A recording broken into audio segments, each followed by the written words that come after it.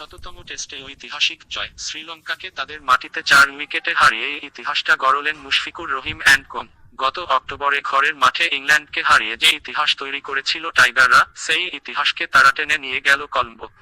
বাংলাদেশের ঐতিহাসিক জয়ের পর টুইট করেছেন শ্রীলঙ্কার সাবেক ক্রিকেটার কুমারা সাঙ্গাকারা। বাংলাদেশের বিপক্ষে সর্বশেষ সিরিজেই টেস্ট ক্যারিয়ারের একমাত্র ট্রিপল সেঞ্চুরিটি করেছিলেন কুমার সাঙ্গাকারা। বাংলাদেশের বিপক্ষে তার 2টি ডাবল সেঞ্চুরি আছে। বাংলাদেশের কাছে কখনো টেস্টে হারের স্বাদ পেতে হয়নি তাকে।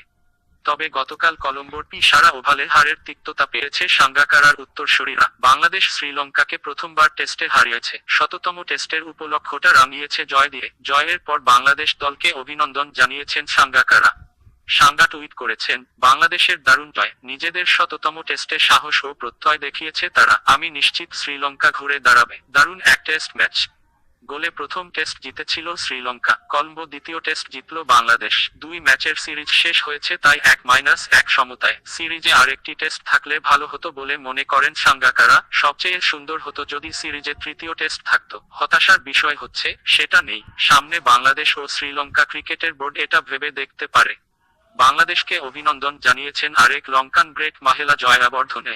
সাঙ্গার বন্ধু জয়া টুইট করেছেন, অভিনন্দন বাংলাদেশ, প্রথম টেস্টে হারের পর অসাধারণভাবে ঘুরে দাঁড়িয়েছে তারা। শ্রীলঙ্কা যেভাবে লড়েছে তাতে গর্বিত। ধন্যবাদ সবাইকে। এরকম আরো খবর পেতে আমাদের চ্যানেলটি সাবস্ক্রাইব করুন।